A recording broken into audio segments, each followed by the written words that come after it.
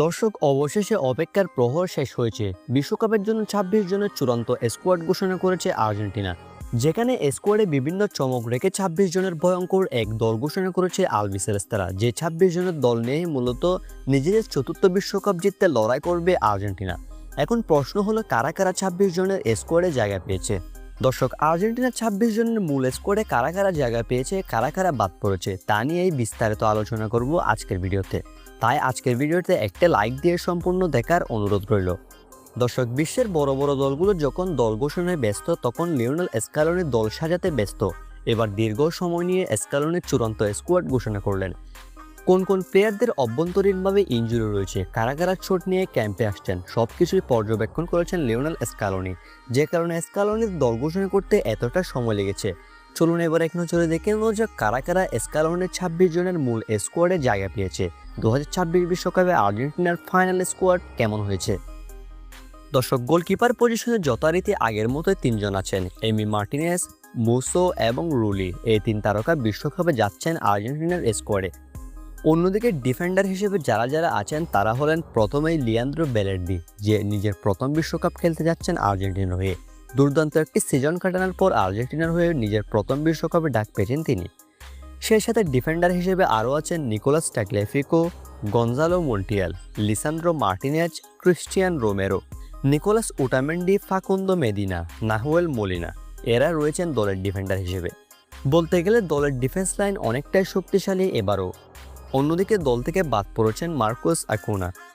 মিডফিল্ডে যে সকল তারকা ডাক পেয়েছেন তারা হলেন Leandro Paredes, Rodrigo De Paul, Valentin Barco, Giovani Lo Celso, Ezequiel Palacios, Alexis Mac Allister এবং অ্যানজো ফার্নান্দেজ। এই তারকারা রয়েছেন দলের মিডফিল্ডে।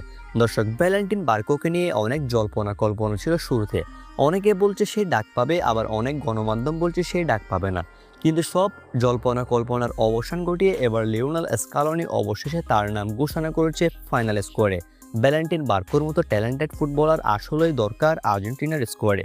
অন্যদিকে ফরওয়ার্ড লাইনে যথারীতি আছেন Lionel Messi, Julian Alvarez, Nicolas Gonzalez, Thiago Almada, Giuliano Simeone, Nico Paz, Jose Lopez এবং লাউতারো মার্টিনেজ। এইসব তারকা দলের ফরওয়ার্ড লাইনে সুযোগ পেয়েছেন। দর্শক, নিকো পাচকে নিয়ে আমরা এবার অনেক আশাবাদী।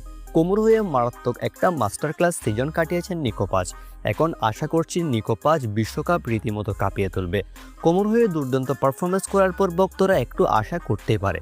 সেই সাথে দলের আক্রমণভাগে নেতৃত্ব দিবেন লিওনেল মেসি। আছেন দুই অভিজ্ঞ স্ট্রাইকার লাউতারো মার্টিনেজ এবং জুলিয়ান আলভারেজও। সেই সাথে দলের প্রথমবারের মতো নতুন মুখ হিসেবে ডাক পেয়েছেন নতুন স্ট্রাইকার হোসে লোপেজ, যে বর্তমানে ব্রাজিলিয়ান ক্লাব পালমেইরাসের হয়ে আগুন ঝরাচ্ছেন। এখন দেখার বিষয় সে আর্জেন্টিনার হয়ে কেমন করে বিশ্বকাপে। দর্শক, আর্জেন্টিনার মিডফিল্ড বলেন, গোলকিপার বলেন এবং আক্রমণভাগ বলেন, সবকিছুই ব্যালেন্সড। শুধু একটাই দুর্বল দিক রয়েছে আর্জেন্টিনার, সেটা হচ্ছে ফুলব্যাক, যেখানে লেফট ব্যাক এবং রাইট ব্যাক এই দুই সাইডটা ডিফেন্সিভলি দুর্বল আর্জেন্টিনার, যে কারণে হয়তো এই জায়গাতে ভুগতে হতে পারে আলবিসেলেস্তেদের। দর্শক, এই স্কোয়াডটি সব মিলিয়ে আপনার কাছে কেমন লেগেছে? আমার কাছে সব মিলিয়ে স্কোয়াডটি ভালোই লেগেছে, কিন্তু ফুলব্যাকে লিওনেল স্ক্যালোনির একটু নজর দেওয়া উচিত, আর তা না হলে ২০২৬ বিশ্বকাপে ভুগবে আর্জেন্টিনা। দর্শক, আর্জেন্টিনার ফাইনাল এই স্কোয়াডটি আপনার কাছে কেমন লেগেছে সব মিলিয়ে কমেন্ট করে আপনার মতামতটি অবশ্যই জানাবেন।